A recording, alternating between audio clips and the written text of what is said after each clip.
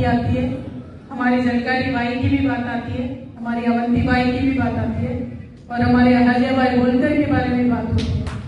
उन सबसे हम हमेशा प्रेरणा लेते हैं, चाहे वो महिलाओं की बात हो, चाहे वो पिछड़ों की बात हो, चाहे वो शोषितों की बात हो, उनसे हम प्रेरणा लेते हैं। लेकिन हमारी बड़ी दीदी उमा भारती जी जो है, यहाँ से उभर के बुंदेलखंड क्षेत्र से एक महिला नेता का उभरना कितना मुश्किल है आप सब जानते हो, लेकिन यहाँ से उभर के यहाँ के प्रदेश के वो मुख्यमंत्री भी थी और नेशनल लेवल पे इतना अच्छा लीडर वो बन गए और महिलाओं के प्रति वो आवाज हमेशा उठाते रहे। वो भी हमारे बहुत स्फूर्तिदायक एक नेता है, महिला नेता है और वो उनके प्रदेश में आना मुझे बहुत अच्छा लग रहा है। और आप सभी भाइयों से मेरा इतना ही विनती है, हम तो संघर्ष करके हमारे प्रदेश अलग इस हिंदुस्तान में बनाने वाले लोग हैं। संघर्ष कोई नई बात नहीं है, लेकिन मैं पूरे विश्वास के साथ बोल सकती हूँ, जो भी संघर्ष करेगा जरूर सत्ता में आएगा। आज दामोदर जी ने एक संघर्ष शुरुआत किया है और इस संघर्ष उनकी अकेले की नहीं, जो आवाज मध्य प्रदेश में आज उठ रही है। आपको लग सकता है कि आप छोटे सी शुरुआत कर रहे हैं, लेकिन नदी भी बहुत छोटे तरीके से शुरुआत होती है, लेकिन जब विश्व रूप दिखाती है ना, कोई उसके सामने खड़ा नहीं हो सकता। आज एक शुरुआत हुआ है, लेकिन ये आज इस सभा से, इस मंच से हमने जो कहा है, इसकी आवाज पूरे हिंदुस्तान भर में भी पहुंचेगा और बहुत एक बड़ा ताकत बन के रहेगा। आज आवाज उठाने की जरूरत इसीलिए है कि आजादी के इतने सालों के बाद भी हमें मांगना पड़ रहा है।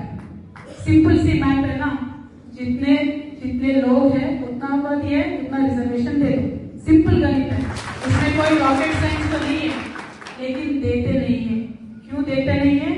क्योंकि हम यूनाइटेड नहीं है, हम अलग अलग हैं। बंद मुट्ठी होगी तो ताकत ज्यादा होगी ना।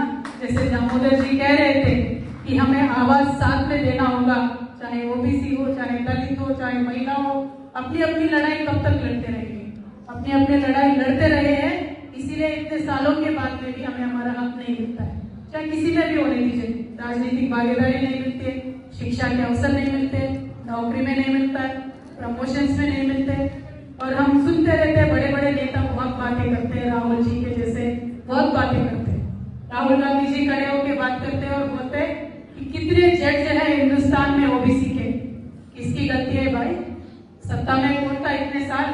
किसकी गलती है? क्यों नहीं बना पाए ज्यादा जज? क्यों नहीं दे पाए आप अपने सपोर्ट ओबीसी को और एसटी को?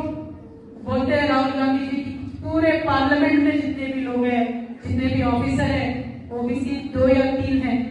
किसकी गलती है? सत्ता में कौन थे बहुत इतने सालों में हिंदुस्तान में? सोचने की बात है। तो मैं आपसे इतना ही रिक्वेस्ट करूंगी, बड़े नेता आएंगे, बड़े बड़े बातें करेंगे, लेकिन उसके पीछे छुपा हुआ जो गहरा सच होता है, उसके बारे में गौर करने का जिम्मेदारी हमारी है। क्योंकि आज ये संघर्ष हमारे लिए नहीं है, हम तो ऑलरेडी मंच पर पहुंच चुके हैं, लेकिन ये संघर्ष है हमारे आने वाले पीढ़ियों के बारे में। तो आज जो संघर्ष हम शुरू कर रहे हैं, मैं मध्य प्रदेश की सारी युवाओं से अपील करती हूँ, उनसे रिक्वेस्ट करती हूँ, आप साइड लाइन पे ना खड़े हो जाए, आप मेन स्ट्रीम में ज्वाइन हो जाए, चाहे वो स्टूडेंट्स हो, युवा हो, महिला हो, मेन स्ट्रीम में ज्वाइन हो जाए, क्योंकि ये लड़ाई आपके वास्ते है, ये लड़ाई आपके लिए है। तो मैं उनसे अपील करती हूँ। और मैं आप सबसे भी एक बात बोलना चाहती हूँ, जो यात्रा निकली आज बहुत चरणों में होगा, 7-8 चरणों में यात्रा चलेगी, लेकिन पूरे यात्रा में बढ़ चढ़ के आप दामोदर जी का साथ दीजिए। तेलंगाना अलग प्रदेश बना, 10 साल सत्ता में हम थे और यहाँ मुझे हमेशा जब संघर्ष के समय में भी एक बात चल रही थी, बुंदेलखंड मध्य प्रदेश का जो हिस्सा है, या बुंदेलखंड यूपी का बुंदेलखंड भी है और तेलंगाना है, दोनों में बहुत सिमिलरिटी है, एक ही जैसे हमारा गांव है, 2 तालाब है। दामोदर जी का गांव होगा, मुझे जरूर मालूम है 2 या 3 तालाब होंगे, लेकिन आज हमारे गांव पे तालाबों का क्या हालत है एक बार सोच लीजिए, क्योंकि सरकारें कभी भी उनको सपोर्ट नहीं करती है। मेरा आपसे रिक्वेस्ट ये है, किसान भाइयों से मेरा रिक्वेस्ट ये है, जिस तरीके से तेलंगाना में काम हुआ है किसान के मदद के लिए, किसान के हक में काम हुआ है, उसी तरीके का काम मध्य प्रदेश में होना चाहिए। मैंने देखा जहाँ जब कार की जरूरत होती है तो लाठी चलती है, लाइन लगा के किसानों को वेट करना पड़ता है, लेकिन हमारे नेता केसीआर साहब ने इंतजाम इतने अच्छे से किए थे कि कभी भी एक लाठी किसान बनने नहीं दिया। पिछले 10 सालों में तेलंगाना में कभी भी खाद के लिए लाइन लगाने की जरूरत नहीं पड़ी। ऐसा हुआ क्यों? क्योंकि वो हमेशा किसान के हक में सोचते हैं, चाहे वो किसान को पैसे देने वाला हो, चाहे वो खाद के मामले में हो, चाहे पूरा जो उनका जो भी उत्पादन होता है उसको खरीदारी करने का हो, पूरा एक साइकिल किसान के साथ केसीआर साहब ने दिया। मेरा आप सबसे किसान भाइयों से यही रिक्वेस्ट है कि यहाँ की सरकारों को, हर प्रदेश के सरकारों को अपनी जिम्मेदारी हमें याद दिलाने की टाइम अभी आ गया है। क्योंकि बातें बहुत करते हैं, किसान की आमदनी दुगनी करेंगे, अभी तक तो हुआ नहीं है। इसीलिए हमें आवाज उठाना जरूरी है।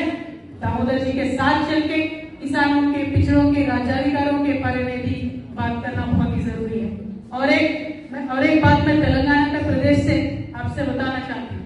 तेलंगाना जब से बना 10 सालों में हमने बहुत सारे इंडस्ट्रीज लेके आके एटलीस्ट 30 लाख युवाओं को नौकरी देने, उसमें भी हमारे ओबीसी भाई बहनों के साथ अन्याय हुआ है। ओबीसी का जो सब कोटा हम मांग रहे थे महिला आरक्षण में, उन्होंने नहीं दिया। तो अभी वो लड़ाई भी शुरू करना है और उस लड़ाई में भी मैं आपके साथ चाहूंगी।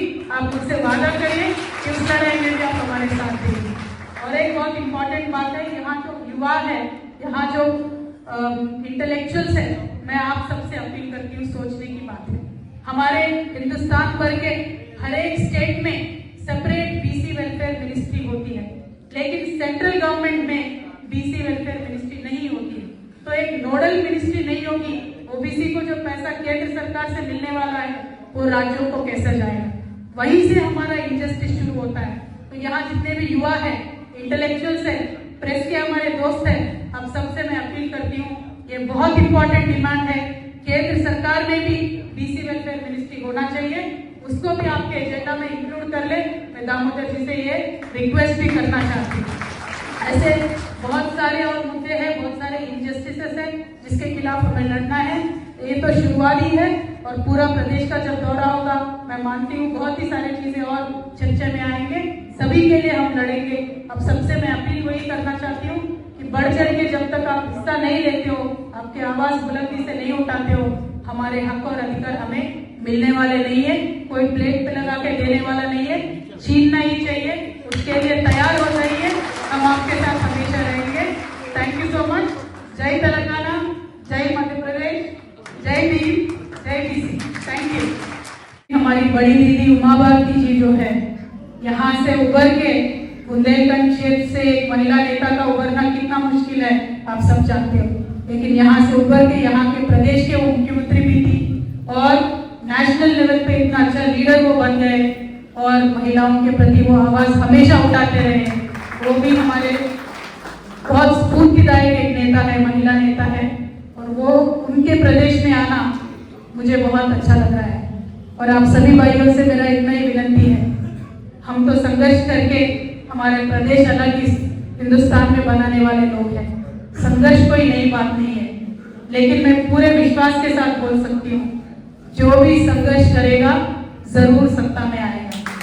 आज दामोदर जी ने एक संघर्ष शुरुआत किया है और इस संघर्ष उनकी अकेले की नहीं, जो आवाज मध्य प्रदेश में आज उठ रही है।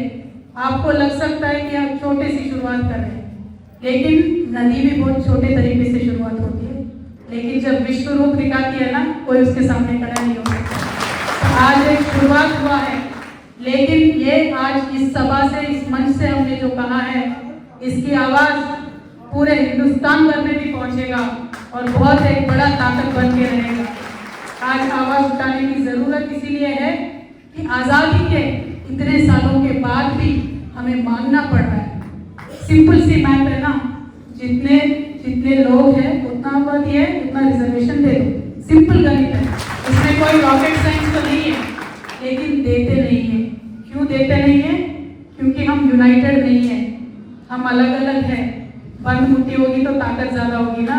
जैसे दामोदर जी कह रहे थे कि हमें आवाज साथ में देना होगा, चाहे ओबीसी हो, चाहे दलित हो, चाहे महिला हो, अपनी अपनी लड़ाई कब तक लड़ते रहेंगे। और हम सुनते रहते हैं, बड़े बड़े नेता बहुत बातें करते हैं, राहुल जी के जैसे बहुत बातें करते हैं। राहुल गांधी जी खड़े होकर बात करते हैं और बोलते हैं कि कितने जज है हिंदुस्तान में ओबीसी के।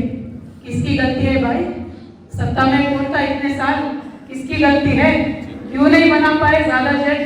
क्यों नहीं दे पाए आप अपने सपोर्ट ओबीसी को और एसटी को? बोलते हैं राहुल गांधी जी पूरे पार्लियामेंट में जितने भी लोग हैं, जितने भी ऑफिसर हैं, ओबीसी 2 या 3 हैं। किसकी गलती है? सत्ता में कौन थे बहुत इतने सालों में हिंदुस्तान में? सोचने की बात है। तो मैं आपसे इतना ही रिक्वेस्ट करूंगी, बड़े नेता आएंगे, बड़े बड़े बातें करेंगे, लेकिन उसके पीछे छुपा हुआ जो गहरा सच होता है उसके बारे में गौर करने का जिम्मेदारी हमारी है।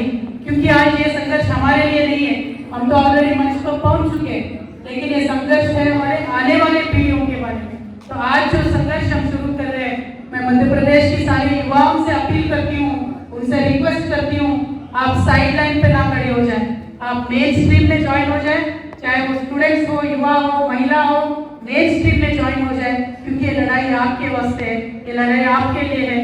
तो मैं उनसे अपील करती हूँ। और मैं आप सबसे भी एक बात बोलना चाहती हूँ, जो यात्रा निकली आज बहुत चरणों में होगा, 7-8 चरणों में यात्रा चलेगी, लेकिन पूरे यात्रा में बढ़ चढ़ के आप दामोदर जी का साथ दीजिए। 10 साल सत्ता में हम थे।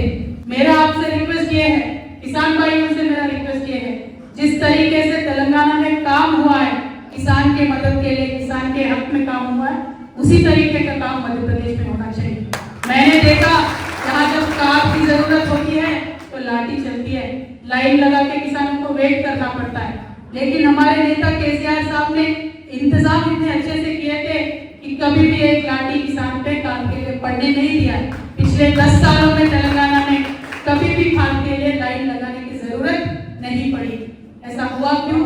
क्योंकि वो हमेशा किसान के हक में सोचते हैं, चाहे वो किसान को पैसे देने वाला हो, चाहे वो खाद के मामले में हो, चाहे पूरा जो उनका जो भी उत्पादन होता है उसको खरीदारी करने का हो, पूरा एक साइकिल किसान के साथ केसीआर साहब ने दिया।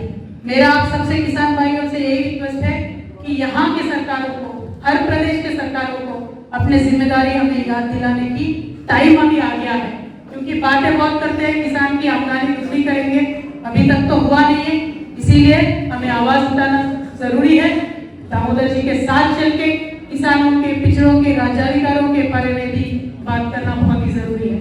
और एक बात मैं तेलंगाना के प्रदेश से आपसे बताना चाहती हूँ। तेलंगाना जब से बना 10 सालों में हमने बहुत सारे इंडस्ट्रीज लेके आके एटलीस्ट 30 लाख युवाओं को नौकरी देने का वहां काम किया है। ओबीसी का जो सब कोटा मांग रहे थे महिला आरक्षण में, उन्होंने नहीं दिया। तो अभी वो लड़ाई भी शुरू करना है और उस लड़ाई में भी मैं आपके साथ चाहूंगी। आप मुझसे वादा करिए कि उस लड़ाई में भी आप हमारे साथ देंगे। और एक बहुत इंपॉर्टेंट बात है, यहाँ जो युवा है, यहाँ जो इंटेलेक्चुअल्स है, मैं आप सबसे अपील करती हूँ, सोचने की बात है। हमारे हिंदुस्तान भर के हर एक स्टेट में सेपरेट बीसी वेलफेयर मिनिस्ट्री होती है, लेकिन सेंट्रल गवर्नमेंट में बीसी वेलफेयर मिनिस्ट्री नहीं होती है। तो एक नोडल मिनिस्ट्री नहीं होगी, ओबीसी को जो पैसा केंद्र सरकार से मिलने वाला है वो राज्यों को कैसे जाएगा? वहीं से हमारा इंजस्टिस शुरू होता है। केंद्र सरकार में भी बीसी वेलफेयर मिनिस्ट्री होना चाहिए, उसको भी आपके एजेंडा में इंक्लूड कर ले। मैं दामोदर जी से ये रिक्वेस्ट भी करना चाहती हूँ। ऐसे बहुत सारे और मुद्दे हैं, बहुत सारे इनजस्टिसेस हैं जिसके खिलाफ हमें लड़ना है। ये तो शुरुआत ही है और पूरा प्रदेश का जब दौरा होगा, मैं मानती हूँ बहुत ही सारी चीजें और चर्चा में आएंगे, सभी के लिए हम लड़ेंगे। अब सबसे मैं अपील वही करना चाहती हूँ कि बढ़ चढ़ के जब तक आप हिस्सा नहीं लेते हो, आपकी आवाज बुलंदी से नहीं उठाते हो, हमारे हक और अधिकार हमें मिलने वाले नहीं है।